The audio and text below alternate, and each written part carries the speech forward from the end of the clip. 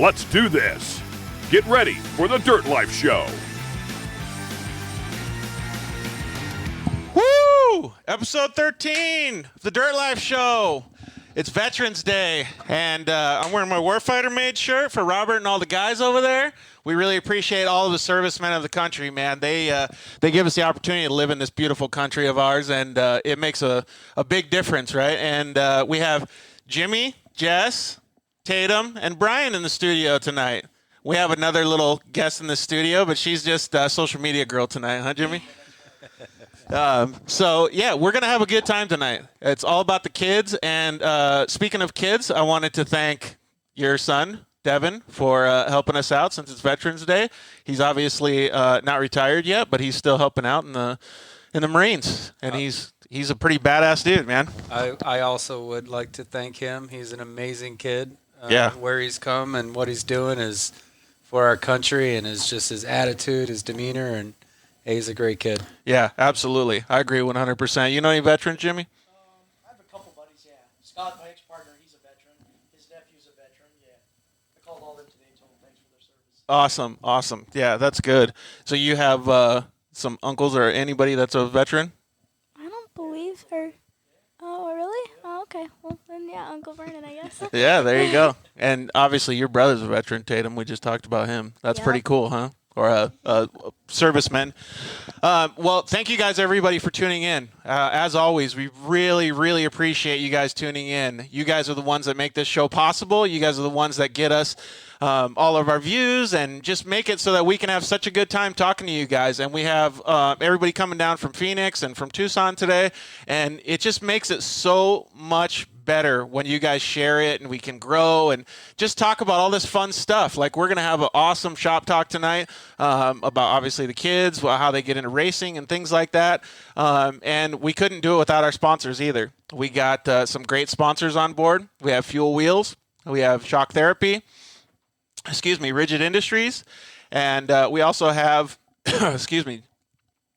Zollinger Racing Products and Solderweld. All of them are great companies, and we want to thank them for being part of our small little program, small little growing program. How about that? We do have to have our glass half full sometimes, right?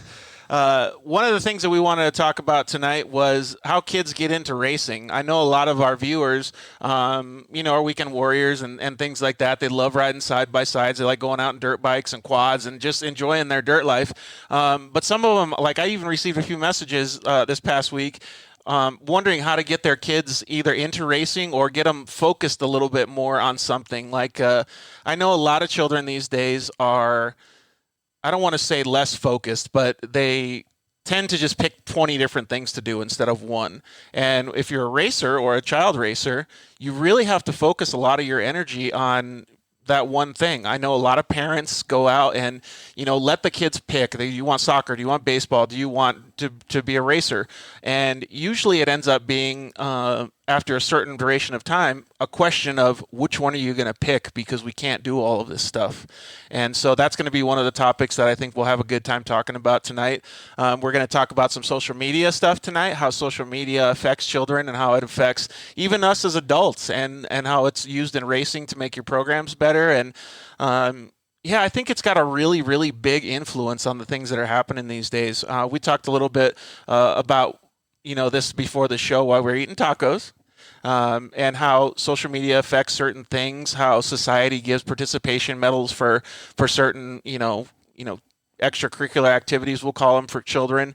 And racing isn't really like that. So I'd like to get your guys' opinion on those types of things. So I think it'll be pretty cool to have good in-depth conversations about it. And not only because it's just related to the kids, but because I genuinely want to understand it myself, because I feel like a lot of times social media changes so fast that I don't even understand it, and I work on it a lot. So it'll be really cool to get a perspective from you guys and see what kind of stuff we have to talk about with that stuff. So again, thank you guys very much. I really appreciate everybody. If you can share this show on your social media platforms, it'd be awesome. That way we can grow the show. You can always connect with us via messages, via comments. You can connect with us on Instagram, Facebook, YouTube. Everything is at The Dirt Life Show. And yeah, feel free to talk to us anytime. Let us know what you guys think we're doing good, what we're doing bad, and just help us grow the show. It'll be really awesome. We miss our buddy Cody. He was at the Dunes this weekend, and yeah, he just had a great time. I saw some pictures of like all the I don't even know what they call it. They call it the flagpole, but they had a what was it? I believe they're at the swing set when the veterans flew over. Yeah, and they had that guy parachuting in and stuff. Did you guys see that? Super neat. Yeah, it was pretty crazy, and to see that, I thought it was pretty cool. So it makes a good difference to be able to see that stuff and to be able to see how many people show up to those types of events. You know, like it's just everybody's out at the dunes having fun, right? But then they have this, you know, guy that's parachuting in. Like, where does all this come from? What plane did he jump out of? Like, where did he plan all this stuff? Was he out at the dunes riding with everybody? Like, when he landed, who took him back? Like, all these fun things that you think, like, it's just a huge production. And it was awesome to see that video of him doing that because it just goes to show how much everybody loves this country. Yeah, that and the effort. I mean, look at all the people out there with their raised balloons carrying a 10-foot by 20-foot flag. Yeah, exactly. And they fill that sucker full of helium to get it up there. It's pretty neat to see. It was really neat to see. So, sorry, we had a little bit of a camera malfunction. These dang GoPros don't work very well, so we put it on one of the other cameras. You guys won't be able to see me too much, but you'll be able to hear my voice talking. So we don't have any guests that we're going to be calling tonight because everybody's here. This is pretty awesome. This is the first time for me, so I'm pretty pumped. Well, why don't we just go around the room? We'll pretend like we're in school, and everybody introduce themselves. I'm Jessie Owens. I'm 14 years old, and I drive a Junior 2 kart and a Razor 570 in the Lucas Oil Off-Road Series. You forgot one thing. You're fast. Well, then there's that, yeah. Yeah. So, yeah, Jessie does a great job. She's not only a great driver, but she's great off the track, too. She learned a lot from her dad. Yes. She's a very, very good, genuine person. She helps out all of her friends. She has a good time at the track. She's a good, humble person. And I think, Jimmy? Yeah, my name's Jimmy Owens. I own Extreme Machine Fabrication, and we produce a lot of the youth program cars and coach and help and try to get everybody going in the right direction. Right on. Yeah, and you do a fantastic job helping the kids, too. You've built so many cars for kids. And not only that, but you had a lot of help with other people's vehicles, too. I know Mia Chapman. You help her in the Production 1000 class. You helped Brian with his beginning efforts in racing his own car. And you're just one of the same guys. You lead by example for your children, and you go out and you help anybody that needs help at the races. Yeah, I love the sport. It's awesome. Yeah. I come from circle track stuff, but the off-road thing's pretty cool. It's such a vast range of people. Yeah. Short course to desert. Like we have a big 6100 truck we run for a customer. It's just neat, all different people. Oh, wow, 6100 truck, too, huh? That's pretty cool. How do those stock motors compare to the big unlimited motors? Power-wise, it's not there, but the cost-wise, it's awesome. Yeah. You know what I mean? Like, that's an expensive sport as it is. The motor run all year. That's the cool part. That is really cool, actually. And they just opened them up. The 6200s, Yeah, they allowed for a little bit more travel. Yeah. Exactly. So bigger tires. Yep. But it's a spec class. Nothing's cheap in that area, but it's still way cheaper than a trophy truck. Can you put your mic a little bit closer to your mouth, Jimmy? How's that? I still can't hear you. Let me see your headphones real quick. While I check out your headphones, let's introduce Brian and Tatum. Hi, my name's Tatum. Talk louder, bud. Hi, I'm Tatum. I race a Razor 170 RZR for Lucas Oil. I'm normally around the house just working around. Normally my car's apart, getting worked on, so I have to help put it back together. But it's So you not. do a lot of work on it, huh? Yes, I do, and I just had to clean up all around the house. I've been cleaning. Dad makes you clean, huh? Well, and Brian, you've already been on the show once before, but for those of the people of our audience that don't know who you are, you're a Lucas off-road racer yourself, and you've actually been in a trophy truck as well. Yeah, I raced desert for Best in Desert 5 years or 4 years, something like that. I got Tatum into racing short course. My wife was all about it because she could keep her eyes in contact on us the whole time, and she was like, "You need to go do this." So I went from desert to short course, and had a little accident at the beginning of the year where I have to do a good rebuild, but gave me time to focus on Tatum, and it's paying off. Like, it really takes R&D to get these cars dialed in. I agree 100%. The cool part about it is that I know that you wanted to race a lot, but you switched your focus. Like, it wasn't like you were missing out. It was like you were doing kind of the same things that you would to excel your program, but you shifted it to your son. Yeah, and, I miss it. I truly, when I see my class get out there, I miss it. But what I don't miss is the focus and the attention. And like, when he does good, it's way better than if I ever did good, right? Yeah. Like, I feel so proud dad moment. So proud. Yeah, when he does, like, he lays a 36-second lap down, I'm like, yes. Yeah, exactly. Like, so happy. It makes a big difference too. Like, when those types of events happen, like, I remember too, because you've allowed me to be part of the program as well. Yeah. So it's pretty cool to feel those same feelings, not just on your own. And Jimmy's been feeling them forever because he's been helping all the kids. But for us, it's like a new thing. You know what I mean? Like, for me, it was like, oh, I have to spot now? Like, I don't know how to do it. And I went up there and I was like, shoot, man, this is way more difficult than what I actually thought it was. Like, you have to pay attention to other drivers. You have to pay attention to your driver. You have to be able to focus, tell them what lines to pick. And it ends up being pretty cool in the end, especially to see the reward when the driver does good. It was really neat. Glenn Helen, I got to actually listen in on Jimmy's spotting for Ethan Ebert in a mod car, and it is intense split decisions. Like, it is cool. That class is different. That class is tough. Yeah, exactly.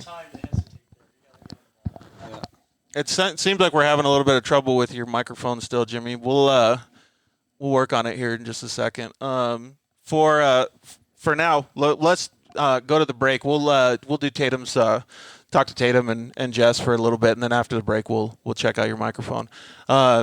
Actually, what does this do? I don't know if this does anything. So one of the things that I wanted to talk about was how social media impacts the things that we do and how it affects not just the well-being, but the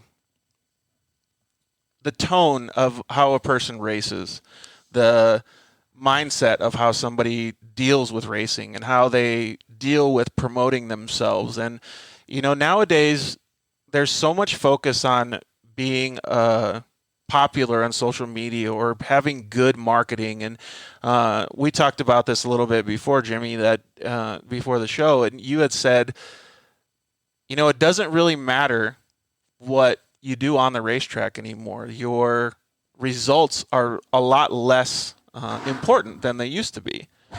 And that's unfortunate because I had actually said this a few years ago as well. I said the exact same thing. And it's sucky to have that basic mentality when you're racing. It doesn't matter what I do on the weekend. It only matters how much I promote on social media during the week. But there again, there's an adverse way to look at it with, things like the hot topic these days in the news has been kids getting participation medals and not having to worry about, doing well or winning or whatever the subject is. And they also, Instagram said that they were also going to get rid of the like button or the like functionality on their social media. I don't know if that's a true statement, but it's been a topic of conversation in society. And it really brings up a really good talking point, because when you think about it, the first thing that you think about is kids and social media. Whether you race or not, you think if the kid goes to school and he's only got 3 likes and the other popular kids get 10 likes or 20 likes on their photo and they get shunned, that's really detrimental to a kid's mental well-being in general, no matter what they are, whether they're a racer or just a normal kid. And the fact is it shouldn't be like that. You shouldn't, in my opinion, You know, I appreciate that they're giving participation medals out because they want the kids to feel, you know, welcome, and they want them to do these things. But in my opinion, there should be some level of gratitude. There should be some level of work ethic, and there should be some level of, you know, win or top dogs kind of status. Everything in the world is like that. So if you are brought up without that sense or mentality, you're going to be left behind. So it's difficult. And, you know, Brian, you mentioned it too. Like, you want them to go out there and do good. You want them to be the best person they can be, right? So, well, give us a couple examples of what we were talking about, like the things that we were mentioning before the show. Just the fact that, you know, like the kids are going out and they're getting a sponsorship. You know, they participated in this, and they're getting a trophy for it. Where, you know, Tatum's working for it. He hasn't gotten it yet, and he's working for it. And just even if he doesn't get a trophy, the excitement that he brings back to me after he goes out there, he's like, I passed that person and I passed that. There's going to be a time where he's going to get that trophy. And when he does, he's going to feel what it was like to work for it. It wasn't just, hey, you played baseball and here's your end of the year trophy. He didn't get a trophy this year. He didn't get a trophy last year. Yeah. It's like something he's going to work for. And then once he gets it, he'll feel a self, you know, accomplishment. Like, I really worked for this. Yeah, like, it makes it more gratifying, right? Yeah. And, well, I guess like Ricky Bobby's a good movie. If you're not first, you're last kind of thing. So like that mentality, it actually goes a long way as far as what you're working towards. I know when I grew up racing dirt bikes, we clearly didn't get a participation trophy, but that's kind of besides the point. I made sure that no matter what happened, if I was going out on the track, that my dad taught me everything I could, you know, to be able to maintain the motorcycle and to be able to do my best while I was out there on the track. And like we spoke about again before the show, it really does create a sense of value when you can show the children how to be better beforehand and prepare for not just getting the participation trophy, but getting the gold medal, getting the silver medal. Value for working your butt off instead of value for just being there. Brian said he's excited when he comes in. He passed that.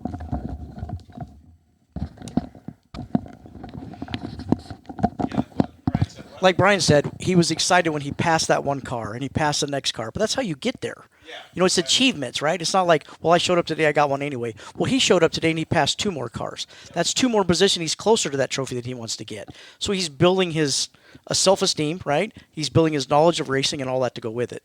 Yeah, exactly. Do you mind if we share? Share. So, one of the things that I think is really great about that is it kind of like instills value in the child's mind, not to just have to be the best, but to be the best that you can be, even if you get 10th. You're still understanding the value of working your butt off until you get to the point where you win. Maybe it's not going to happen. Maybe it's 5 years down the road. Maybe it's a year down the road. Maybe you win the first race. But all the way up to that, you had to work your butt off to be able to get to the races. Tatum has to do chores. Tatum has to do well in school. Jess has to do well in school. You know, so, well, give me some examples because you guys are living this every day. Yeah, I mean, my kids have to do their own chores. They have to help with the race cars and all that stuff, right? That's just part of it. We try to do most of our own social media. The girls do. But that's just it. It's a lot of work, right? It's not just given to you every day. And just because we go race on Sunday and you win on Sunday doesn't mean your job's over. You still got to do your social media, still got to do your chores, got to get ready for next race. You got to clean up from last race mess. You know, that's just, it's a lot of time spent to do this. And what do you guys do to make it so that Jess does the same thing the next weekend? We have lists, right? Yeah. Actually, Jessie made lists. She's good at that. We type out lists. We have one in the trailer. We have one in the house. And we have checklists for the race cars. So whether she's working with the cars, I am, or the guys at the shop are, there's a list for everything to get done for less, you know. I mean, down to loading the refrigerator. You know, Yeah, make sure there's literally, ketchup it's and a mustard list, in there. Yeah, you know? of everything that has to be loaded. Well, tell your dad how that affects. Like, what does it do for you? lists make it easier because, like, when you're loading stuff up, you don't forget anything because you just look at the list, you cross it off. Yeah, that's in there, that's in there. And when you show up to the track later in the day, you know everything's in there because it was crossed off the list. Or if you know it's not crossed off the list because you don't got it, you know, okay, I got to go get it. It makes life way easier because before we had the list, it was like we show up to a week and we're like, well, we don't have ketchup. We forgot the ketchup. It's a little thing, but it's still something that you have to. So what I'm gathering from this is it's instilling organization. Yeah, and discipline. And discipline. Yeah, 100%. That's what it's doing. Yeah, exactly. And that's kind of the point that I was trying to make is that whether, Jess and Tatum understand this right now, those little things make a big difference even when you go to your first job interview at 18 or 19 years old or 16, whenever the kids get the jobs nowadays. It makes a huge difference because you're prepared when you go to that interview. You're not just walking in with your shorts on. You know what I mean? Like, you understand what the next step is going to be. You're understanding that, well, I made a list when I was a kid. We didn't forget the ketchup. What am I going to forget when I go into this job interview? How can I know what I need to do at this job interview? Do I research the company? Do I know more about the person that I'm interviewing with? Do I try to find them on social media and get a little bit of background? And they're going to learn these same exact things when they try to get sponsors. You're not going to give them all the money. You're going to make them work for it. Yeah. And Brian, you're going to do the same thing. You have to do it in your program. Why not do it for Tatum's program, Exactly. And most of that as the kids get older, when they're little at this age, like where my youngest one is, Jennifer is, and Tatum is, you have to teach them all that stuff. Right. Because sponsorship's hard at that age because they're so young, right? But then as they start getting older, like Jesse's just starting to break that threshold. Then you got to be more disciplined. They got to chase their sponsors. They got to do their due diligence, right? Do all their social media, do all their handshakes, kissing babies, whatever they got to do. How do you deal with your social media? About 3 times, 4 times a week, you have to post something. You have to keep stories up, race reports after each race, and then like when it comes to sponsors, we'll get decks made and stuff, and you have to send decks out at the end of the season to get sponsors for next year. It's a lot of work, but it all pays off in the long run because sponsors are a huge help with everything.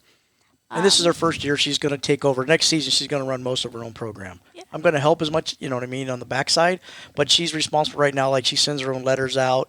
She gets her decks ready. We trying to teach her that next step because that's the next step in racing, right?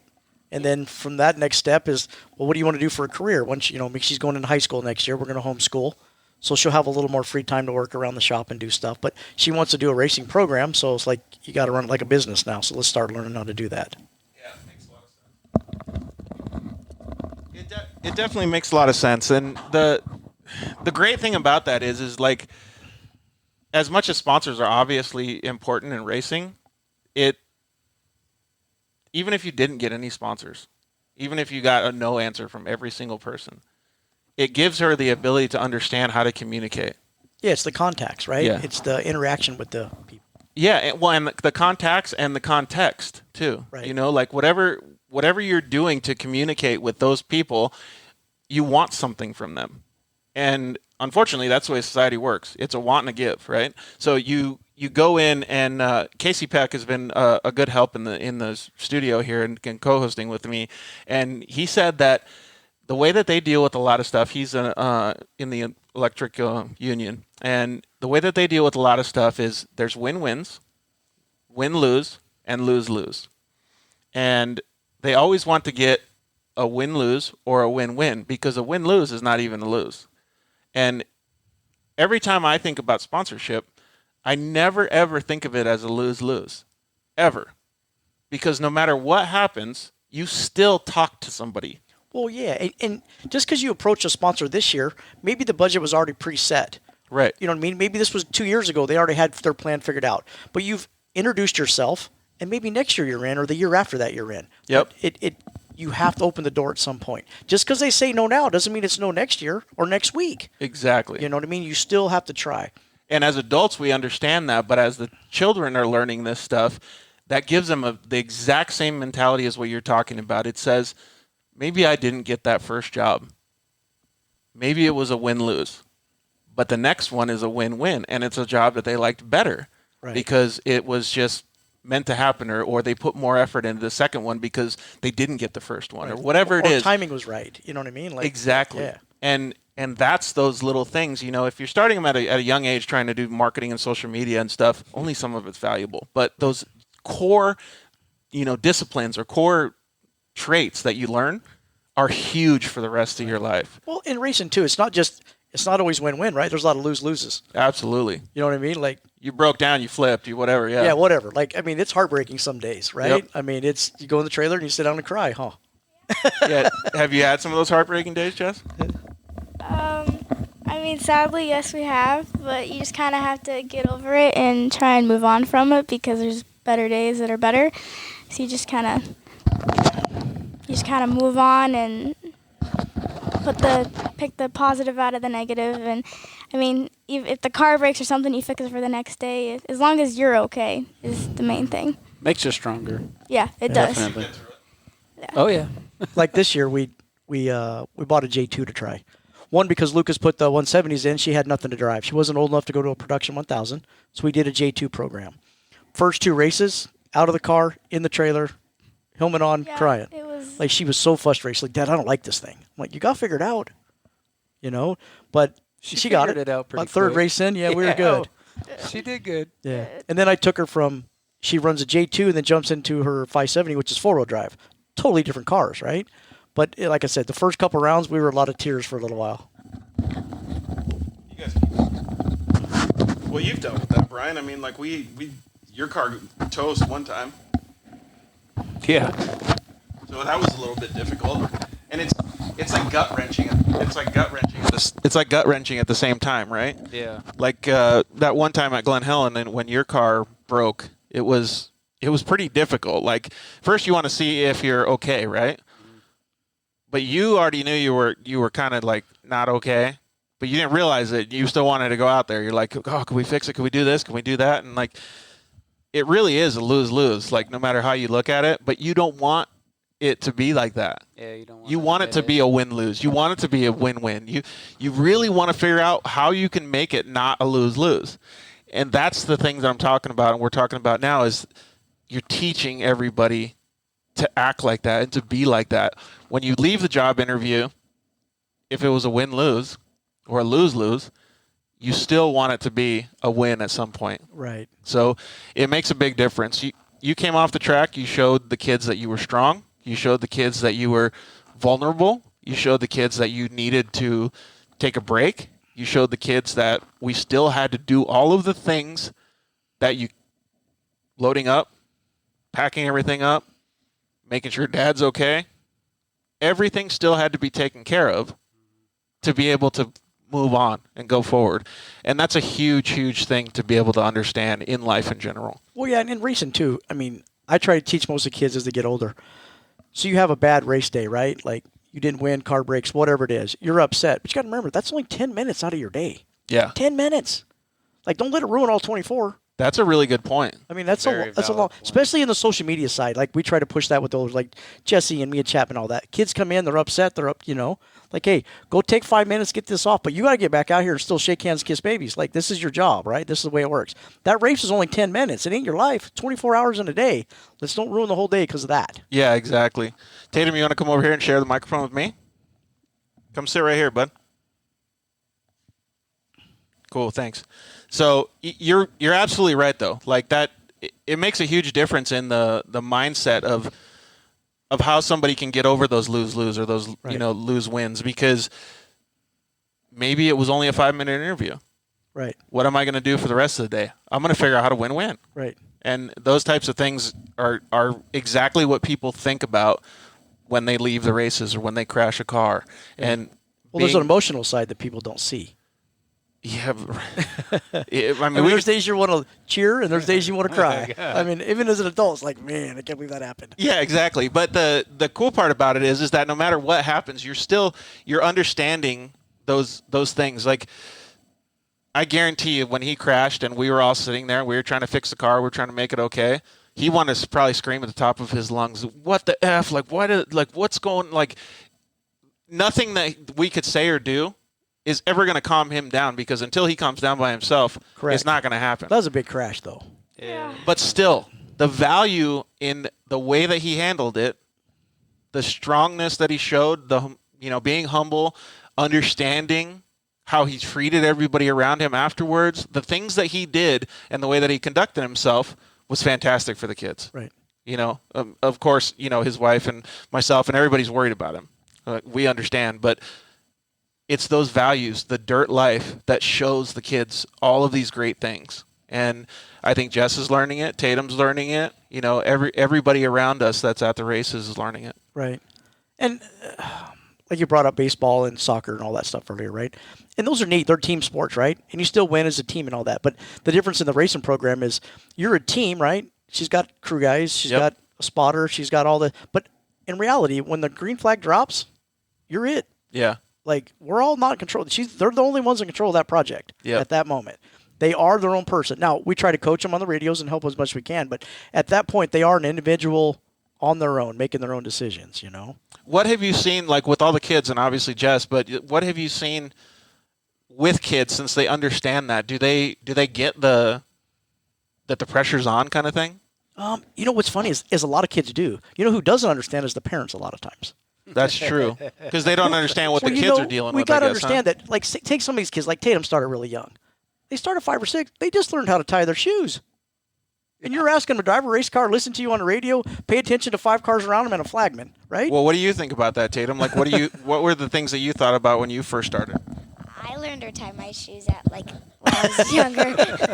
I was still in kindergarten. What do you think about when you first got in the car? When I first got in the car, it was the very first day I got it. And I was driving around my house, and I went to go grab a helmet, though, and my dad said, "Oh, you don't need one." And then I'm driving around the house, and then I crashed and almost broke my chin and had to get stitches. I do remember that day. Yeah. First day we got it. Yep. What did you think of that day? Oh, Dad, what did I do? Stupid Dad. Like, he's comfortable. He can just go around, do a few circles. He was showing off for Grandma and meant to hit the brake and hit the gas and ran it right into some railroad ties for a planter that I have that's stacked like 4 feet tall, full gas. Do you remember that video that your dad had that shows you driving the little power wheels in the front driveway? What power wheels? Your white car at 1 year and 10 months old, where you went right through the gate, never touched anything? Yeah, I had really good focus with that because that was my very first one of those. After that I got one of that was like a quad, and then I got one that was my brother got one that was a big black truck and almost broke it his first day. Yeah. So I've had a lot of practice with those. So that's how I was able to go right through the gate. And then you're like, "Oh, Grandpa's not home," and then I'm like, "Oh."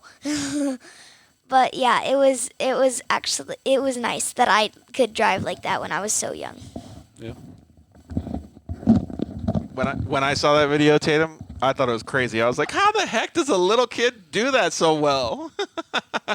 And your dad showed me. He was like, "That's my boy."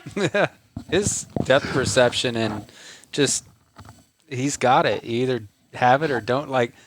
I love both my boys the same, right? All 3 of them, actually. But I mean, the difference between Tatum and Ryder are so different.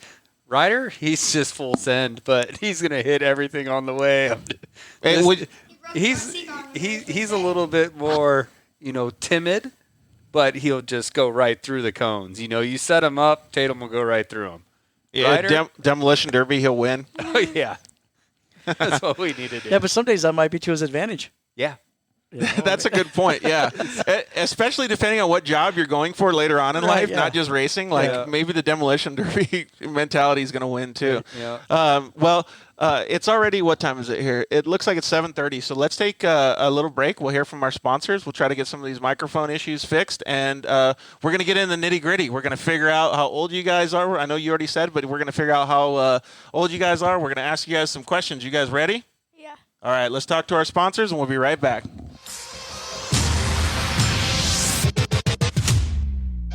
For wheels and tires with the most style, function, and innovation, look no further than Fuel Off-Road. From stock to lifted, dually to trophy truck, and UTV applications, Fuel Off-Road offers the most complete lineup for your next adventure. Whether a weekend warrior or racer, you can't go wrong with Buell's massive line of Trail Tough truck and UTV wheels and tires. Good looks, better prices, and the absolute best range of styles and applications. Find us at fueloffroad.com.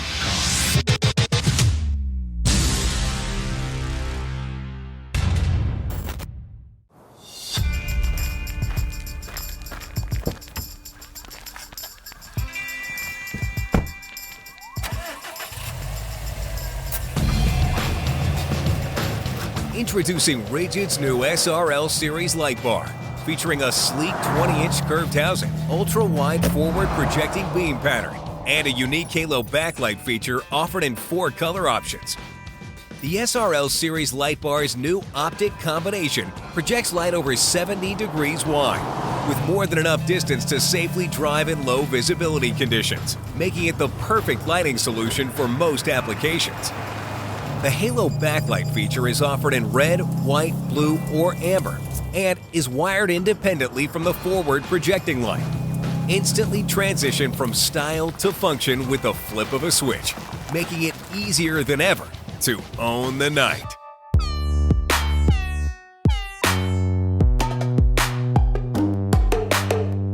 Hello, I'm Justin, the founder of Shock Therapy.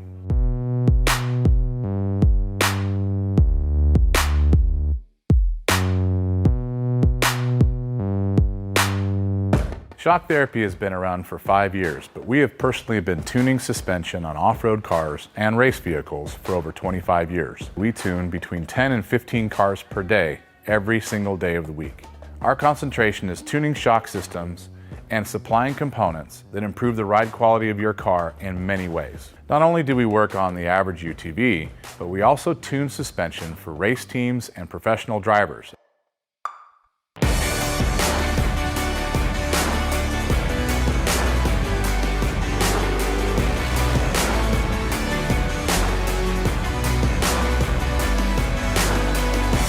We currently tune for over 87 race teams in Best in the Desert and SCORE. Our clients and race teams rely on our suspension components to allow them to win races and keep them safe. Suspension is a moving target. We are always trying to hit that target with every customer that we work with. Each customer's needs can be different, and we tune our kits accordingly. Our research and development never stops. We improve our components every single day. As the industry evolves and improves, so do our parts and kits. As of right now, we have over 100 products for UTVs. So when you bring your car to us, you have the satisfaction of knowing that you have the most experience, the highest quality products, and the fact that your car is being tuned specifically to you.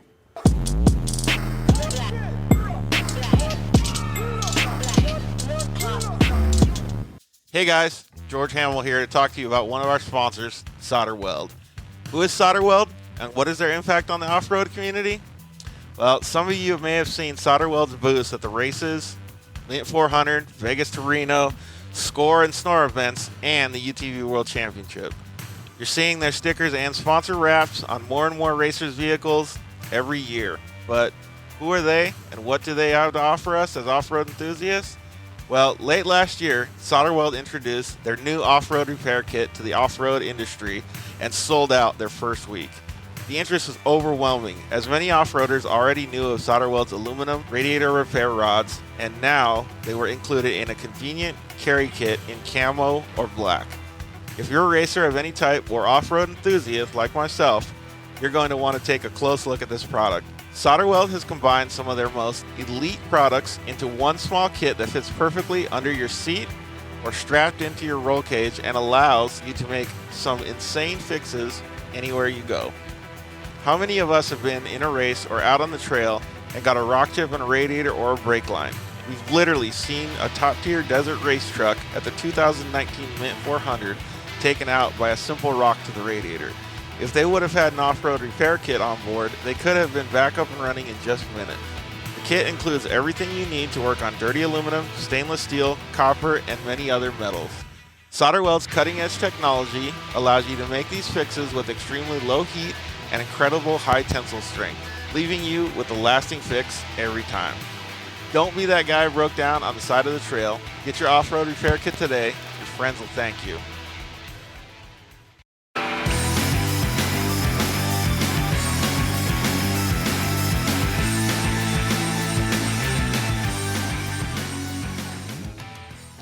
All right, we are back. Everybody have a good little break. I know Tatum had to call his mom. Mom. Oh my gosh, Mom was shading you? Uh-oh. She's blowing you up and then she shades you? Uh-oh. Well, she's probably going to call you back at some point, right? Well, now I would like, if it's okay with you guys, to get into a little bit of the nitty-gritty. I'd like to understand a little bit more about you, Jess, because I know that you're a good racer, but I'd like to know a few things. So for those of they that didn't listen before, how old are you? I'm 14 years old. I race a Junior 2 kart and a Razor 570 in the Lucas Oil Off-Road Series. I've been racing for about 4 years now, I think, and yeah. Wow, that's a good amount of time. Yeah, you know, you probably started racing at the same time I did, because I think my career ended, we'll call it, 4.5 years. So that's pretty cool, man. We started at the same time. Yeah. High five on that. Right on. Except for you're a little bit younger than me. I'm an old guy, so. Yeah, a little bit. So that's good though. Like, I think that's really cool. And over those 4 years, how have you liked it so far? I love it. I mean, I do anything for it. It's hard to explain how much you love it, because you just like, after you do it for so long, it's just kind of like life almost. It just becomes part of your normal routine. Like, oh, race this weekend. Like, it's just part of your life. And You mean that dirt life? yeah, that dirt life. Yeah, for Yeah, sure. sweet. Yeah. Thanks for the plug too. Appreciate that. But yeah, you're right though. I think it really does. Like, I didn't realize how much work it would take. I came from dirt bike racing, and dirt bike racing is pretty labor intensive, but it's not as labor and process as intense as a four-wheel vehicle, because you have to put in so much work. You see your dad building these cars, and I learned how to build the cars, and I learned how to maintain them and prep them and all that stuff. And you probably learned those same things over those 4 years too, right? I mean, yeah, I learn what I can learn. I help when I can, and I do a lot more over summer when I'm not in school. But when school time come around, we're so busy with school, then with the races on the weekends, it's like I barely have time to. Well, that's one of the questions that I had for you, is how do you manage all that stuff? So I know you're into volleyball, right? Yeah, the season ended a couple weeks ago, but yeah. But you have it during the race season, though. It was during the race season. It was driving to volleyball games, practice every night. And then there were a couple games I had to miss because we had race weekends. It's a lot going on, and you have to time everything just right, or it's. Is that where your checklists come in handy? Yes, a checklist come in handy with that. Yes. So you can manage all your time. Yep. Yeah, it's funny that you say that kind of stuff though too, because I feel like as much as we hate or love technology, I feel like my iPhone really runs my life. Like the guys know that too. I mean, they're running their own businesses and stuff too. But those checklists are like. It's like, when does it end? It doesn't. No, it doesn't. Well, that's cool. Which one is your favorite to drive? Do you like the two-wheel drive, or do you like the kart, or the 170s? They're not, and the 570s. Well, the 570s four-wheel drive, right? Yeah, correct. Yeah. So which one do you like the best? I like the four-wheel drive with the 570, but then I like the Junior 2 because it slides a lot more, so you kind of get to not mess around with it, but it's a different driving style. Yeah. I don't know if I could really choose one. I like both of them kind of the same. The competition's definitely different in both classes, so that can kind of play a role. But I have gotten used to the four-wheel drive now, and I do like the 570 because you can run different series with it.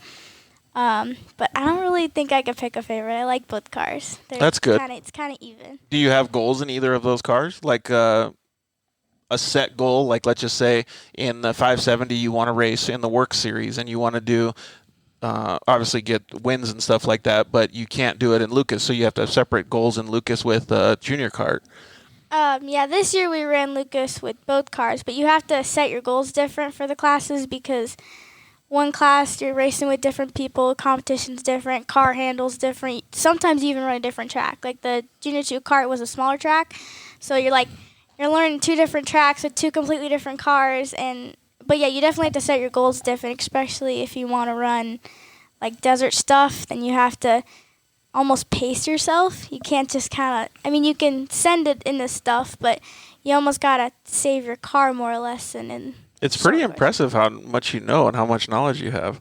I mean, after 4 years, you gain a lot of knowledge, yeah. And I'm Yeah. around him all the time, so I hear it like 24/7. Oh, why doesn't Dad shut up? What the heck, I man? know, it's Can't we like- talk about volleyball at some point? I we don't did mind that it. for a while. I was a Yeah. volleyball dad, hauling Yeah. 5, 6 girls around Yeah, in the car. he definitely was. I can't picture you as a Oh, Oh, yeah, no, the volleyball car dad, full of all in, girls. all Were in. they all taller? Every one of them, except for my own. Yeah, I'm like, I was always a back row player because I'm so short. I never really played. And she's almost as tall as me now, so. Yeah. you know. Gotcha. Uh-oh. You going to pass Dad up one of these days? She's already almost I caught up hope with mom. so. Yeah, I hope so. That's That- that's one of my goals. Yeah. That's pretty awesome. Well, Yeah, but you know what I tell everybody? They all make fun of me because I'm short, but I fit in every kid's race car in this place. Yeah. I drive everybody's race cars at the shop. perfect one to Nobody's be building laughing kids' anymore, race cars. right? Yeah, When you crawl in the mod cart and running around the backyard, that's not too bad. You can't do that. that's a good call. That's a very good call. We just had somebody chime in that says, Jimmy Owens, you should be very proud. Yes, I am. Yeah. He's a good dude, man. Oh, actually, that's the 6100 truck that we Yeah. run with. Oh, Dennis Jean. Yeah. Yeah. Jesse rode with him last week. Yeah. That Well, was- Nice. How was it? It was stressful, but it was so much fun. Like I've rode in it before, but I've never been in it that long. She had to read GPS What was system. I had Sport. to read a GPS system too, What so race? How was that? Oh. it Nice. was figuring out the GPS was very confusing because I've never looked at a GPS before. Like I've looked at it on the phone, but I've never physically like looked at the fancy ones that go in the truck with all the buttons, and it's so much to take in. But once you get it figured out, it's not easy, but Yeah, I feel like kids would figure it out pretty easy, though. Yeah, she didn't do too bad. Dennis said she did a good job. Yeah, right on. Yeah, How- it says we're going here, we're going there, we're going here, we're going out there. Well, on the first day there's she did a lot to lap. it. She did a lap the first day, Yeah. but the GPS was backwards, so everything was, it was. she'd be that going left was a and said go mess. right. You know what I mean? But once we got that all figured out, she did good the next day. The second lap, she pretty much had to call a race. There was so much dust that he was just Yeah. going. She'd say 200 feet left, 300 feet right, Yeah. sweeper, They tight send corner. you hazards and everything. So you Yeah, have we markers. plugged it all in. Yeah, and it was a short course. It was only a 90-minute race, but still, it was our first round and That's Yeah. cool. strapped her in center. Yeah. How did you feel? Like we talked about when your dad said that when you're in the car, you have a spotter and you're racing. Yeah. You're a one-man show, right? Yeah. Well, how did it feel being on the other end, being a part of a team show? It was different, especially going from a driver to a passenger. When you're the passenger, you have to talk a lot more. Mm-hmm. And like when you're a driver and someone's talking to you, like I don't reply back to him when You I'm just racing. listen. You just listen. You listen and you do it, and yeah, you don't talk back. It's not. You don't have so- time. Yeah, you don't have time to do it. So for me, it was weird to go to the passenger side because I had to just keep talking. I just had to, like, even if there wasn't a turn coming up, the driver was like, you just have to keep talking because that's what a passenger has to do. You have to keep your driver focused, and Right. it's a lot to take in. But once you get it figured out, honestly, I don't know if I like the passenger side more. You're not in control. That is weird for me because Yeah. I'm so used to like I'm in control. So I mean, they could like I would run into a corner faster or I would run into a corner slower, and it's different. But Yeah, because you're also being like judging. You can't have that judging attitude. I see what you're saying, though. You're using it from a race standpoint, but you can provide positive feedback. First of all, Dennis said you did a great job, but you could provide him positive feedback at the end of the race. Maybe say, "Hey, you know what? I think you were, a little, brake happy, or you drove it in harder, or things like that." And even if he didn't agree with you, he could say back to you saying, well, unfortunately, this truck doesn't drive the way that your car does, so you have to do these things. And it's probably a good learning experience all around. It was awesome. It was so much fun, and it was a lot of learning just for me personally because I've never really been on the passenger side and actually had to do anything. Like if I've ever rode in something, I never actually had to like read a GPS or do anything. I just rode. I just got to enjoy the ride. This time And it was good I for actually me because now she knows what it's like to be on the other side of the radio. Yeah. So it's not as easy on that side of the No, job. it's See, not. Jess, now you know what I deal with. Yeah. That's what Dad's telling you, Yeah, right? it's a lot. Yeah. Well, I got the opportunity to be a co-driver a couple times as well, and I had the same exact experience. I was had to learn a new thing. Yeah. It changes everything, but the common thing that everybody has is they're all the same goal, right? You want to win. Yes. You want to do good. Yeah. You don't give a shit about a participation trophy. No. Right. And you have a team that's doing it now, and you're all part of this same equation. So back to what I said about going to get a job interview or living the dirt life and having all these things transition into your real life, into reality when you're older, it makes a big difference because you understand, well, I can do my best all the time. I'm a single person, and I'm always going to have a strong mentality, and I'm going to do my best no matter what I do. But you're going to get thrown into a workforce, and you're going to have to work with a team. Yes. You're going to have, let's just say you work at a flower shop. You got to have a driver. You got to have a manager. You got to have a cashier. You got to have all these things, right? And at the flower shop, you have to work as a team to get that flower bouquet from, the setup and ready to go all the way out to the person's front door. So it makes a big difference, and I think that dirt life really helps a lot of people. Well, and at the flower shop, you might be the person putting the flower in the box. Right. But you may have to go in the cash register because the cash register guy ain't there today, right? That's a good point. So now they throw you right in there. That's kind of what we did this weekend. Like, the first day, she's like, Dad, I have no idea how to do this. Like, well, I would suggest you talk to the dentist a little bit tonight and get the paper out and start reading, figure it out. Like, you don't got a choice. We're strapping you in tomorrow. You got to go. Yeah. But it wasn't an issue. Like, she got it. She got in there and boom, it was done. Yeah. Sometimes you get thrown into stuff and you that's what racing teaches you. You got to figure it out. Yeah. Sometimes the racing, there's a hole in the corner. Well, Yeah. they're not going to stop the race and fill the hole in. Right. You either figure out how to drive through the hole or drive around the hole, one or the other. Yep, exactly. Or even if you have a problem with your car. I watched Lake Elsinore Grand Prix was this last weekend, and I heard one of our buddies, Jason Merrill from the UTV Wolfpack, he got second place, but the car went into limp mode. And he knows how to fix that. He had to pull over. He had to turn the car off, turn it back on, and get back in the race. He lost by 23 seconds. He probably could have won the race, but he also, adversely, could have gotten worse if he didn't know what to do if he wasn't thrown in the fire. Right. So it forces you to think like that. And this happens all the time, like Brian was talking about in his business, doing plumbing stuff. You're always fighting. Always. There's always something more wrong than what's noted on the ticket, let's say. And he has to do this 20 times a day, I'm sure. 20 times an hour. Who knows how many times. But when he goes out on the track, myself, his team, they know that that's never going to be an issue because he's already figured it out. And that's what Jess is learning and Tatum is learning right now. Yep. It makes a big difference. And you probably learned it a lot when you were young, too. I did. My dad, instilled in us, just be real. Don't be fake. Right. Work hard. Learn from your mistakes was the key.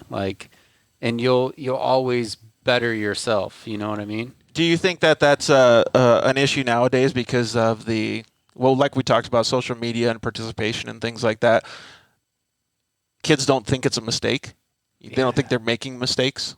Yeah. So they don't understand how to fight forward. Accountability. Yeah, accountability. Good word. Yes, the accountability's not there. So you did this, Tyler, but you really should have done this. Well, next time, there's not a consequence or there should be a consequence for an action. Yeah. It was messed up. Don't do that again. Do it this way. Yes, do it this way. Yeah. That makes a lot of sense. Well, not to keep going off on that tangent, what's some of the fun things that you like doing and the hobbies that you like doing outside of racing? Volleyball, like you mentioned, like we talked about. Social media, we already talked about that. And it's part of racing, but it's not physically racing. Right. It's something different, and it takes up a lot of your time, but I don't mind it. I like doing the social media. You get to interact with people and stuff. Other than the personal side. But I'll get over it eventually. You have to put yourself out there it's how social media is now. It's a lifestyle, not just about racing. Yeah, exactly. One of the things that I learned with social media, and I actually learned this from a kid, but you can't take any value on what's fed back to you on social media. You can only take value in what you put out. So no matter how many likes you get, no matter how many comments you get, you have to be happy with putting that picture there. Yeah. Because it's the same thing as getting up and going to the races, going to school. You get up and you see everybody, you talk to everybody, and you're genuinely happy, right? You don't care about you care about the results and stuff, but you're putting yourself out there the same way you would be. You're just doing it with a picture or video. Yeah. So anything that leaves, put a smile on your face. Yeah. Anything that comes back, whatever. Yeah, you move on from it. It's their opinion, not your opinion. Yeah, exactly. And you know what? I do take that back a little bit then. Is when you talk about the opinions, if somebody gives you constructive criticism or somebody has something, let's just say it is a lose-lose, but it's something that genuinely you agree with, like let's just say you posted a picture of your racing and I commented back and I said, you know what? You weren't very fast out there today. I think you could have done better in corner number 1 or corner number 2. You could have said something like, he's a jerk, or you could have said something like, maybe he's right. Maybe I should have listened. Maybe I should have gone faster in that corner. You go to your parents and you say, hey, Dad, was I slow in corner number 4 or corner number 1 today? He can give you his opinion, and then you can take it and then you can do with it as you want. But if you genuinely feel like that person didn't say something that was right in your opinion, it doesn't matter, right? I had that same scenario just happen between me and you. We're coming back from the pits, and he tells me knowledge, and I sucked it up, and I was like, thank you, after we left our conversation. He told me, he was like, have Tatum during qualify, don't follow her, don't follow Jennifer. Let him gap her more so that he's more concentrated on his lines versus just following her. Right. Because they were both so fast, right? But he was more concentrated on following her versus getting a gap, a big gap, where he could just concentrate on his lines. But you can use that as a positive outlook too, because you can say, in life you don't ever follow, you want to lead. Yeah. So don't look at what these other people are doing on social media. Mm-hmm. Do your own thing. Put out there what you want to do. Run your own line. It was positive. I appreciated that. Thank you. Yeah, you bet. Yeah, run your own line. Everybody says stay in your own lane, right? I don't care about staying in my own lane. I want to do my own. Like, I'm not going to stay there. I'm going to go and make my own lane, do whatever I want, right? And then whatever I'm comfortable putting out there is what I want to do. Like, that's it. And I think the kids should definitely be a part of that. And I think the Instagram taking away likes and stuff, I think that'll help immensely for that type of feedback and what they're putting out there. And I think it's fantastic that you do that. I think it's really, really good that you have that mindset and mentality. Do you have negative stuff that you don't like about social media? Not really. I mean, it's try and keep the positive in it, not pick out the negative. But I mean, where did you learn that? Did your mom and dad teach you that? Keep the positive going? Yeah, you just kind of. Glass is always half full. Yeah. Well, it's back same thing. Good race or bad race, still got the race, right? Yeah. Right? Yeah. Good. What are those bumper stickers? A good day fishing is better than a bad day at work or whatever, exactly. or vice versa. Yeah, bad day at fishing is better than a good day at work. Well, tell us what your favorite part about racing actually is. I think you kind of brushed on it before, but.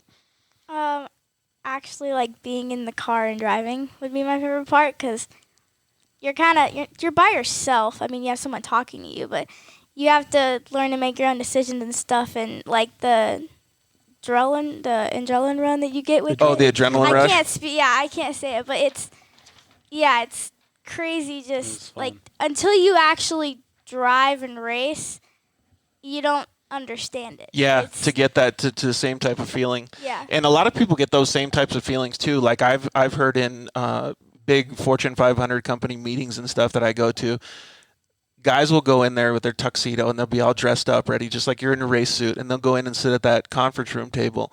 And once their name gets called, it's like they turn into Popeye. They're ready. Their adrenaline is going, and they're ready to go. Like, that's their racing. Like, they get in there, and they're just so pumped up and ready to go.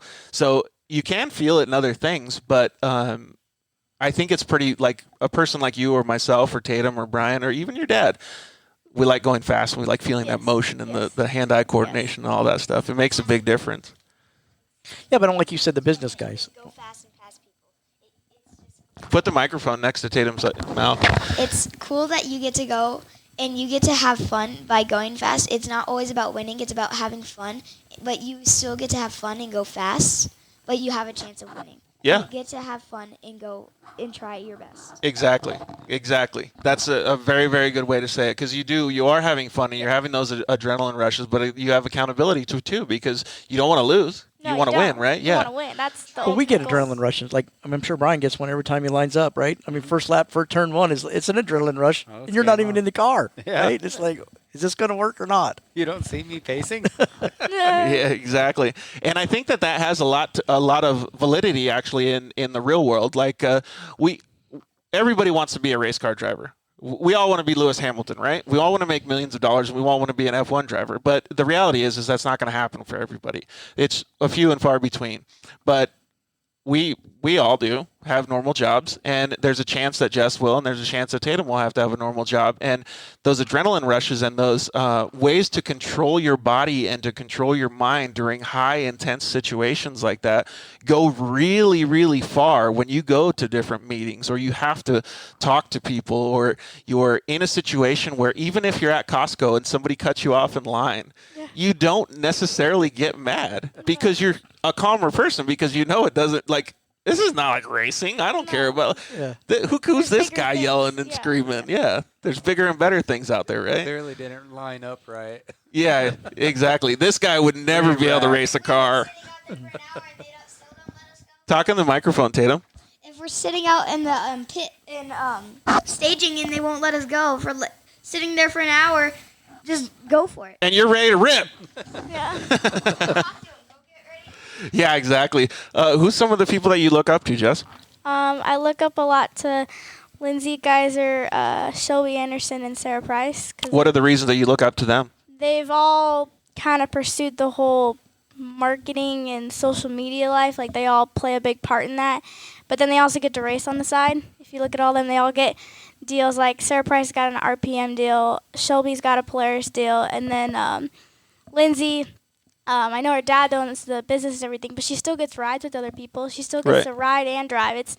You see all of them, and that's kind of what I want to do. I want to be able to have a job in the racing life, but then also be able to race and get rides and be a name that's known with a lot of different things. Not, well, yeah, she can only drive. She can't really do this, or she can only do this, but she can't. I kind of want to be well-rounded. That's what all those girls have. They're all well-rounded with a lot of things. Yeah, that brings up a good point, though, too. And you really have to be a jack of all trades nowadays. You know, like, let's just say in 1990 or 2000, before you were even born, you really could focus more on just one thing and have success at it. But nowadays, you have to be a jack of all trades. You know, I heard the other day somebody was talking to me about their business, and they're involved in motorsports, and they lost a whole division of their of their company. And what he told me was, he goes, dude, I have no idea how we're doing this because they have to take on so much more work and they have to be a jack of all trades for all departments and all kinds of different products and stuff. And he learned that by the same mentality that you're growing up with. So it's pretty cool. And he was able to do it. Do you understand the amount of work that those girls have put in? Like, do you see what they have to do to get to that point? I've seen it a lot because, I mean, I've followed them for a couple years now, and you look, I mean, Shelby didn't work at Polaris. Right. When I kind of first started racing and first started realizing that she was on Linda this, then you watch, and she got accepted in the Polaris, and she got this job and stuff, and she, like, made it big time. I mean, she was big before, but it helped her a lot along the way, and I understand now that, like, you have to really work for it, because you see, before the fact, they had to promote themselves. You had to be fast. You had to. All this stuff goes into it. It's not just handed to you. Well, like you said, there's not a guarantee you're going to make it in racing. Right. Not everybody's going to get $1 million a race every year, right? Yep. So you got to have Plan B, right? Or make that Plan A, make racing Plan B, and that's what we're working on with her. She loves to race, so I suggested, why don't you build your career around the racing industry? Yep. You know, like sports entertainment and all that kind of stuff. And Shelby's helped a little bit. Like, I've talked to her a couple times. She's gave us some advice, but working forward on that kind of stuff. That is really cool. And you know what you should do is you should reach out to those people. All of those girls are very, very approachable, and they're very, very good people. And they like talking to people, especially like you, who strive for more and who's a woman in the off-road industry. They'll love talking to you. And you could ask them specific questions and say, how did you get to this point? What did you do? And they'll be able to tell you. And I guarantee you, 90% of those answers are going to be hard work. Yeah, I see it now. It's just how they act and everything that. Well, like we talked about, on social media is not everything. You got to get behind the scenes because that's where the real meat is. Yeah, and next year she's 8th grade. This year graduating, and we're going to do homeschooled. Cool. Because she wants to concentrate more on her program, so that gives us more free time. Because you can fit homeschooling in the evenings or wherever to fit in your racing program, or if she's got to go do shows or interviews or whatever she needs to do, she's free to do it. We're not bound up by school. And well, free to do it if the responsibilities are done, I'm sure. Oh, correct. Yeah. but that's her job. So Yeah. and we're pretty good on that part. We have it dialed. Well, to-do list. Yeah. Yeah, she got a checklist. Yeah. Yeah. I already figured out that if I need a producer or some sort of assistant, that you're going to be hired for the show. Aw, thanks. So I do think that's really cool. I think that, nowadays, like we're talking about social media and the negatives and the positives and things like that. But one of the things that we haven't talked about is how much marketing and social media does actually affect and give people opportunity like that. Producing videos and doing all this content generation, it's very, very valuable for marketing and very, very valuable for companies to be able to get out there. And even if you have 50 people on your social media following, that's 50 people that company A or B didn't have before. Correct. And 50 people, if you make 50 sales, I guarantee they're going to be proud. And one of the things that I always like to tell people is I never ever thought that I was going to be the fastest off-road racer. I always had ambition of being the fastest dirt bike rider because I was able-bodied and I was really good at it. But when I got into off-road, I knew I was always going to be at a deficit. No matter how much I did to the car, my legs still couldn't go the way everybody else's could. They're still not fast enough to manage the pedals the same way. So I could be half a second off, a quarter of a second off, whatever it was. In my mind, I knew, dude, if my legs work, I would smoke these fools because I'm already doing as good as them without that. Yeah. But I knew that I wasn't ever going to reach the same level at these guys as the UTVs progressed, because there's always going to be new people and there's always going to be faster people. So I'm always going to be at a deficit. So I thought to myself, what can I do to make it so that my sponsors are proud of me? And what I did was I decided to do the social media stuff a little bit better. And it's not like I have 1 million followers or anything, but everybody that I talk to knows that I'm serious. They know that I'm willing to help them. They know that I'm willing to do things. And when I got my Yamaha sponsorship was because I put in a year of work for free with Yamaha. I went to events. I helped them with anything that they needed. I promoted them. I put the car, I made it look like the way that they wanted with their new releases of their cars. I made it every single step that I could have a value towards them. And when we had a discussion for sponsorship, it wasn't because I was winning all the races. It wasn't because I won a championship. It was because I shifted the market from Southern California to be the best-selling market in Southern Arizona for the Yamaha YXZ. And that's where my value was for them.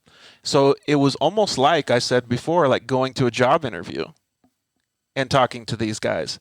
They didn't ask me one question about racing except for what I needed for the program.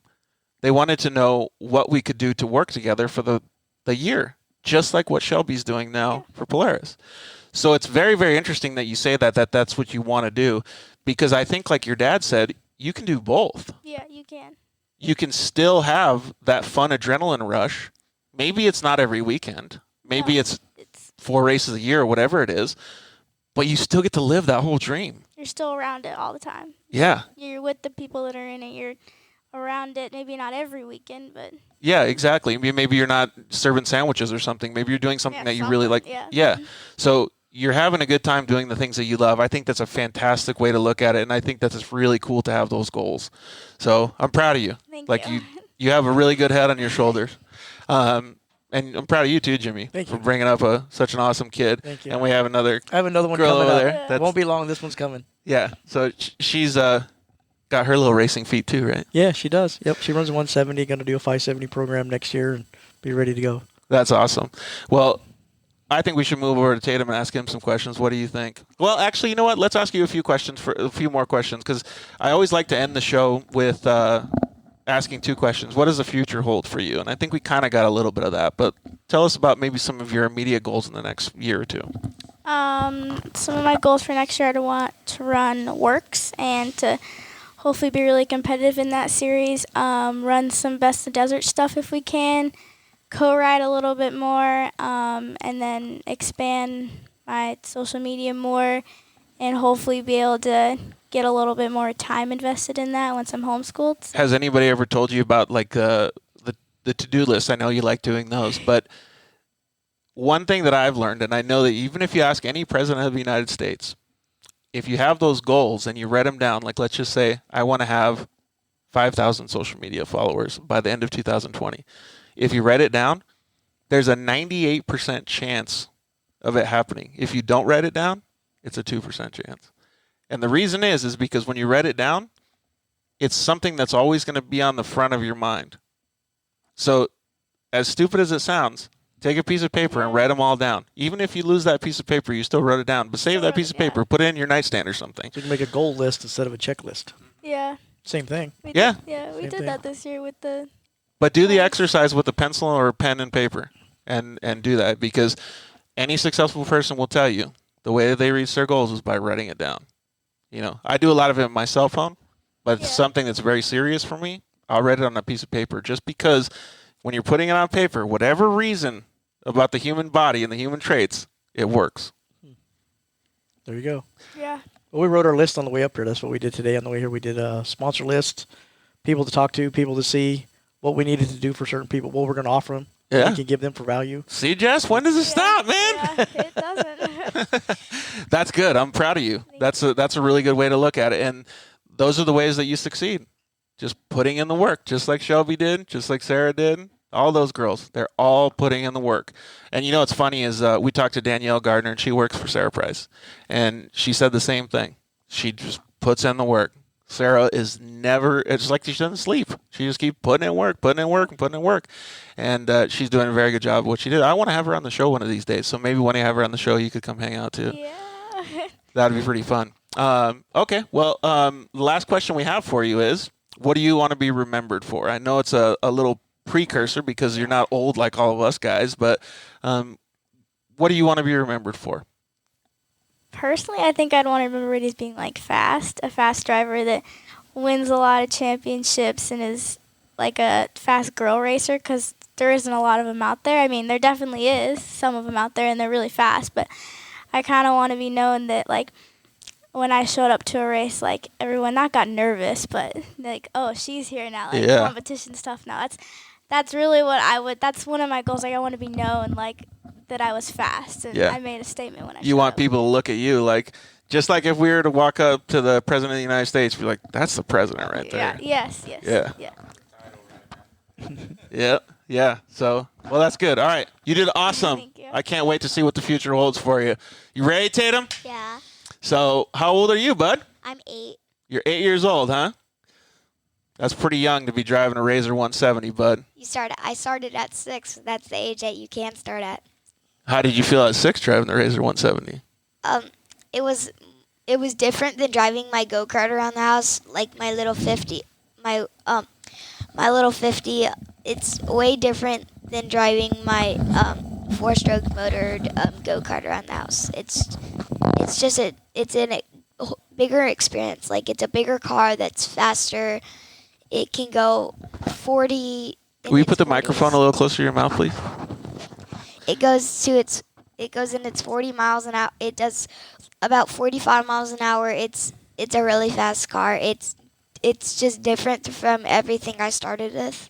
What if I told you that even when I drive on the street, 45 miles an hour seems fast for me?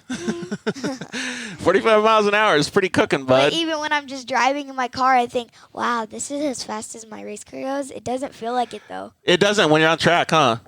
When you're on a racetrack, it feels a lot faster than it does in in a car on the street.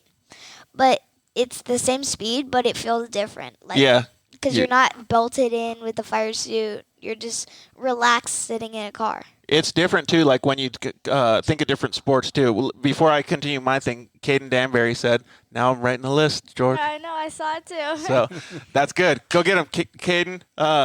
So one thing that I have to say about that speed that you were talking about is racing dirt bikes is a lot different, right? So you're moving fast and you have to make these changes. When you're out on the racetrack, like a short course track, it doesn't feel like you're going that fast. You could be going 45 and it feels like you're going 10.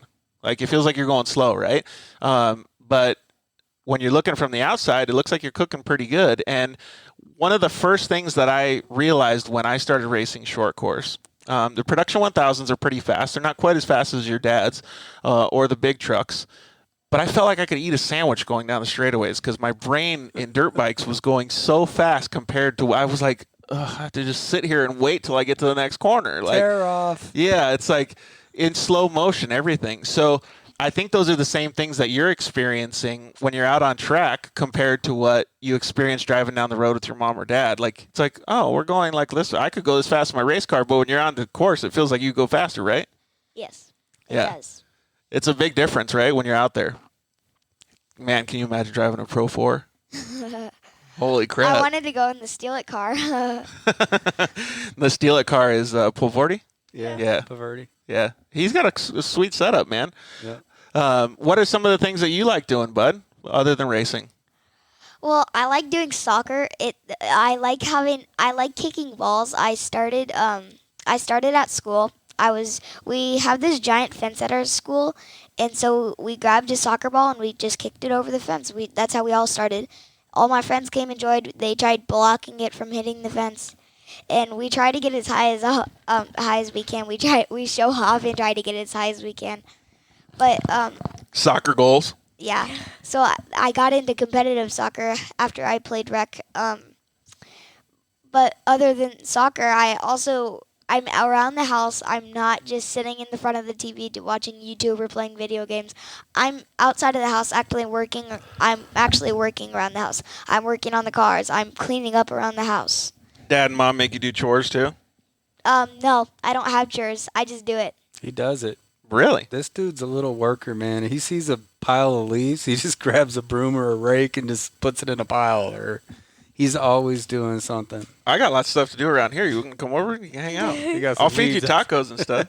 Or if you don't like tacos, you like cheese crisps and stuff, huh? Yeah. There you go. I'll give you a bunch of cheese crisps. I got a lot of work I got to do around here, so you can help out, okay? Yeah, he's a busybody. Well, that's cool, man. And do you like soccer or any of those sports better than racing, or you like the same thing that Jess said, like the adrenaline rush and that kind of stuff? Well, it's kind of hard because soccer is a fun sport, but I also played baseball for 2 years, so I feel like racing is like I like racing more than those sports because like I don't stay in town for soccer. I have to go out of town and skip soccer to go to a racing. So I feel like racing is more important than soccer. Yeah, that's a good perspective. Yeah, because it's bigger of an event, I guess you could say. It's busier, way busier, and it's kind of like it's a fun sport. It's fun.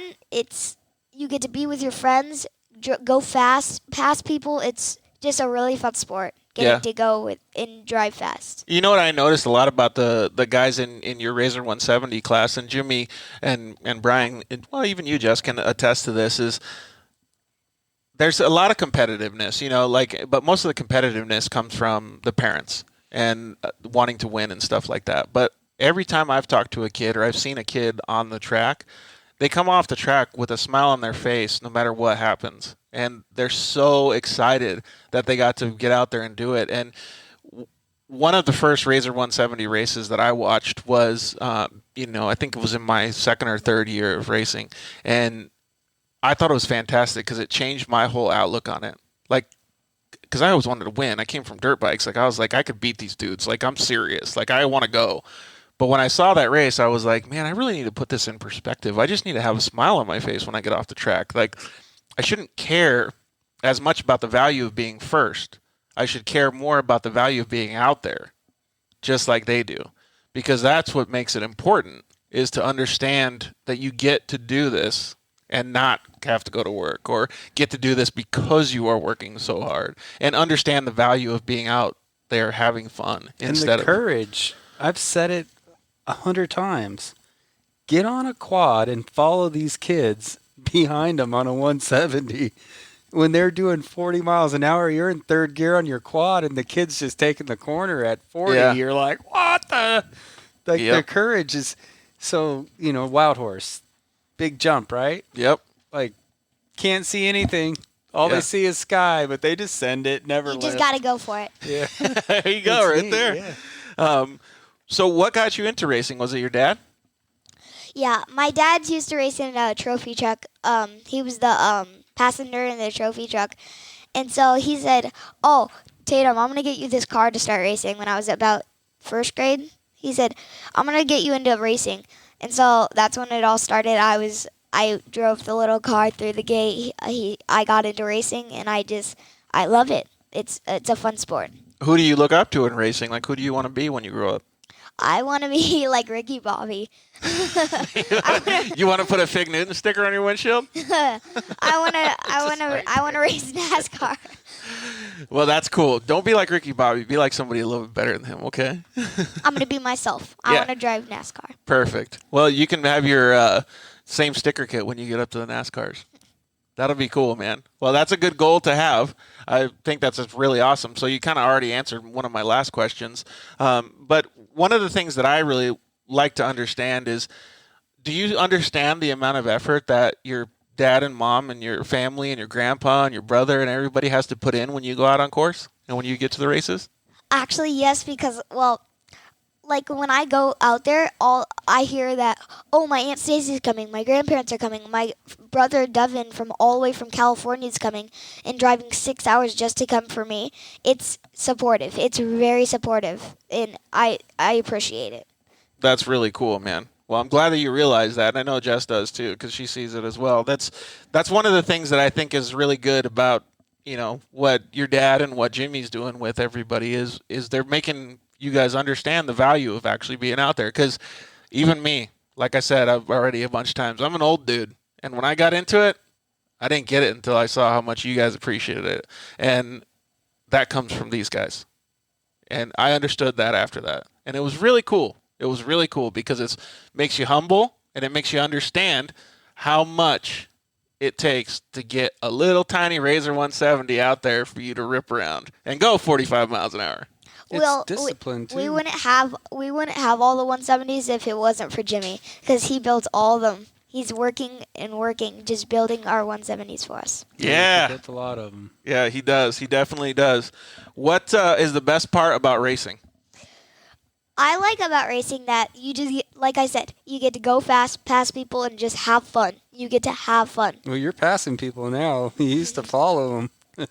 I used to be in last. You're doing good, bud. You're definitely doing good. I got to spot for you for a couple races, and the amount of speed that you hold now compared to what the first time I was or saw you out there is like night and day difference. So keep on that good track. And I appreciate that for coming out to my last race in Wild Horse, driving out here. Well, no problem, man. I appreciate you letting me do it. That was cool.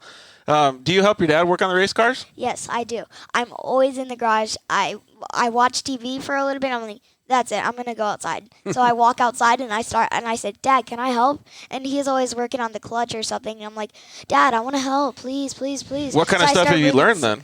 I start moving, like, I'm moving the stuff around. But he taught me how, like, he builds these tools, and he built this tool, and he's teaching me how to put the clutch together, and he just teaches me how to put the transmission and all that back together. So do you know like righty tighty, lefty loosey, and all that? Yeah, he built this tool that it kind of looks like a wrench, and it holds down the thing, so you don't have to push down really hard. So it holds it down, and then you just screw it back on, and you just screw it on, so it's so easy. That's pretty cool, man. So you learn how to do the clutches. Well, next time I get a car that's a CVT, you can teach me because I still don't know how to do it. I thought I did, but I was sucky. Jason said, "Shake and bake, bud."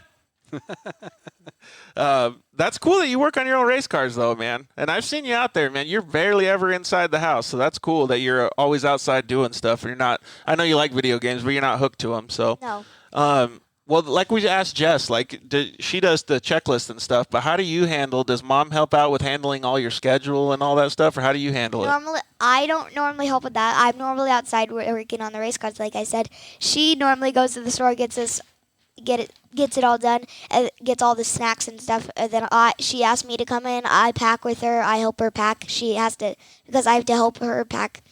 Like, she doesn't know what I want to wear, so I have to go in there, help her pack, and then we go, and she gets our errands done. But I'm like, She gets your baklavas ready. She gets my baklavas. She gets your suit ready. We she have gets to- your we have to- shoes. she folds all my She's a clothes. very big part of it. Yeah. But you still know how to do it, though, right? Like when you get older, you can do it. Yeah. But like also, I'm not really attached to video games because my dad was in the house like eating lunch or something, and I walk in and I say, "Hey, Dad, are you going to use those bricks sitting in the backyard?" Because we had these bricks sitting in our backyard. And I say, "Are you going to use those?" And he said, "Yeah." And I said, "Oh," because I was going to use them to build this little area for all my lizards and stuff that I go and catch. Because I like to catch wildlife. It's a part of life. I have a baby lizard at home right now. So that's cool. And he said, "Oh yeah, actually you can just use them." So I go out there and I build this this wall, and I have a bunch of I was actually working on it earlier today. I finished the wall and all that, but I'm adding like cages. I have a little baby lizard sitting out there right now in one of the tubs. I'm trying to get my Hope it doesn't get eaten. It's in a tub. It's in a tub with a lid. Dude, you're a go-getter, man. You got all kinds of stuff going on. I just like when I was about 2, we had all our entire backyard area was all dirt, and so my dad had the pool, but it was a bunch of dirt with our concrete. And my dad said, "You should have like a big play area over here." So he got this fence around him and his workers, put concrete down. They built a giant play set for me and my little brother to play around on. Of course, I don't play on that anymore. Of course you don't. I'm outside. Too old for that. I'm working around out. I'm outside working around the house, just always out around. Yeah, and I know that you ride bicycles a lot, which is a good trait to have because it keeps you in shape and it keeps you motivated, and also it's fun, right? Yeah, yesterday I found a big board in my back alley, and I say, "Hey, my dad uses that block in his there's a block in my dad's garage. I can make a jump." So yesterday, me and my little brother were just hitting the jump on our bikes and having fun. Yeah, we're always outside. That's exactly what we grew up doing too. Brings like a 3x6 piece of wood. He drags it from the alley all the way over. That's awesome. Just hitting the jump over and over again. It was cool. Well, good job, Tatum. I got one question last to ask both of you guys, but I'm going to save it for last. So what's some of the stuff that you have for in the future? Like, what are your goals? Like I said, I wanted to drive NASCARs. I want to grow older and move up to the higher classes, and then like go to the trophy truck, and then move into NASCAR. And that's a pretty big difference. My goal is to support my family and everything. I just want to with racing. Yes, that's a good goal. I think that's awesome a great goal. If he went to NASCAR, supported me. Put the mic a little closer. Yeah, that would be really cool, man. If you made it up to NASCAR. So, has anybody ever told you the statement "eat the elephant one bite at a time"? What's that mean? So it means that if you want to go to NASCAR, you have this big elephant, right? Do you think you could eat an elephant in one meal? No. So your goal is to eat the whole elephant. You just got to eat it one little bite at a time, right? Yeah. And clearly you don't want to eat an elephant. But the metaphor is that to get to NASCAR, you have to take baby steps. You have to win a Razor 170 championship. You have to get social media, and you have to get noticed by sponsors. You have to start presenting yourself as a professional person. You have to learn how to work on your own car. You have to know how to communicate with your mechanic and be able to tell them what to do. And all of those little tiny things are each one little bite until you get to be, let's just say 18 or 20 years old when you're going up to the NASCAR ranks and you're saying, okay, now I've almost eaten the whole elephant. Now I got to start, eating the rest of it, but I'm all the way up this NASCAR level. So that's one thing that I've learned is you always have to eat the elephant one bite at a time. And it pays off to know that thing because when you get hurt or when you have to go to a job or something happens, you have to understand you have to eat the elephant one bite at a time, no matter what it is. In life, you always have to do it. Baby steps. Yep, exactly. And that's what your dad does every day, right? He shows up and he has no idea how big this elephant's going to be until he researches how much it's going to take. And then he goes through the process and he gets finished eating it by the time he's done. Another goal in my life is not only to drive NASCARs, but I want to also be a plumber like my dad. Oh, well, that's cool. I don't know if you're going to have time to do all this, but it seems like you're going to have a pretty busy schedule there, buddy. What do you want to be remembered for? I want to be remembered for kindness. Kindness. Just being kind to all my friends. I think that's a really good trait. Yeah. Pound it. Yeah, that's a really good trait. Well, the last question I think that I want to ask you guys, I have a couple more questions for your dads, but who are some of the people that you'd like to thank? Let's ask Tatum first and then you can end, okay? I want to thank my Aunt Stacy and her daughter, Gianna. I want to thank my cousins, Bailey, JJ, Tony, Jason. I want to thank my mom, my dad. I want to thank my grandparents, my grandma, my grandpa. I want to thank Cody. I want to thank you. I want to thank everyone who just comes out and supports me. George Lamoses, everyone. Yeah, and all your friends, obviously. It's cool that you see all that stuff. And one of the things that I want to be remembered for is kind of the same as you. Like, I want to be remembered for being able to have people think I was a humble person and I was good at giving back, right? So I try to do as good as you just did, and remembering all the people that I should be thankful for, because I have a real bad problem with that. I've hit my head a couple times. So sometimes I don't thank everybody, but I think you did a fantastic job, dude. So good job. I want to also thank my papa and my my uncle. What about your brother today, too? My older brother, yes, that too. Yeah, Devin's pretty awesome, isn't he? Yeah. Okay. Well, good job, Tatum. I think you did awesome today, dude. Good job, Thank you very much, bud. Can you give that microphone to Jimmy? Cool. All right. So who do you want to thank? I want to thank my mom and my dad. They make this all possible. I want to thank you for inviting us to come down. You don't have to give us a sponsor. Just genuinely think of who you want to thank. My sister for supporting me, friends, all my sponsors. They were a huge You want your sister to thank you for supporting her too, right? That's a daily struggle. Yeah, exactly. Well, who are some of your sponsors, actually? Extreme Machine Fabrication, Walker Evans Racing. I think I know that dude. Yeah, right? I think I do too. Demon Power Sports, K1 Race Gear, Mears Mechanical, IV Trucking, and Ames Data, DynoJet Performance, and yeah, that's all of them. We had another a girl in here, and she had like the same list of sponsors that you have, and like every time I hear that, I'm like, God, I'm doing such a crappy job. Like, I don't have anywhere near that many sponsors. Like, I got to step up my game, huh? I don't have any sponsors. You're gonna get them though. Takes time. Yeah, you're still young, bud. You got to work hard. Eat the elephant one bite at a time. That's cool. That's really cool. And with all those people that you have to thank, do you feel a responsibility to pay them back too? Yes, yeah, for sure.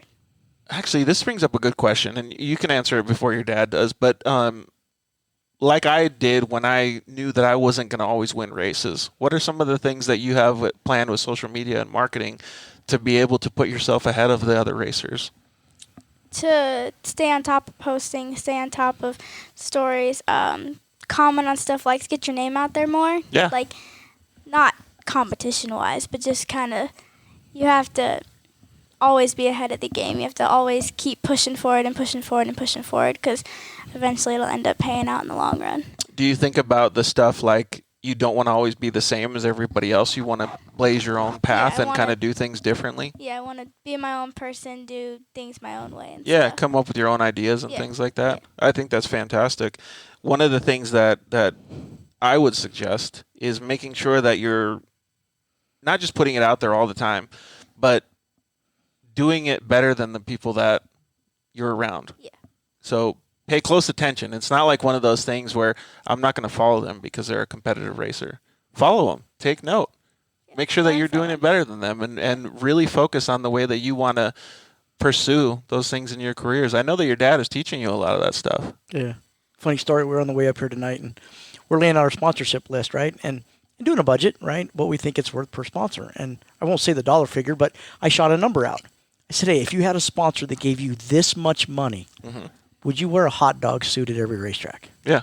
And she said, yes. I said, well, Dad spends that every year. Looks like we're wearing a hot dog suit next year. Yeah. But that does bring up a good point, though, because it makes you think differently, right? Yeah. And I filled the gap, and that's why I got a Yamaha sponsorship, because I thought differently. I said, okay, well, side-by-sides are growing.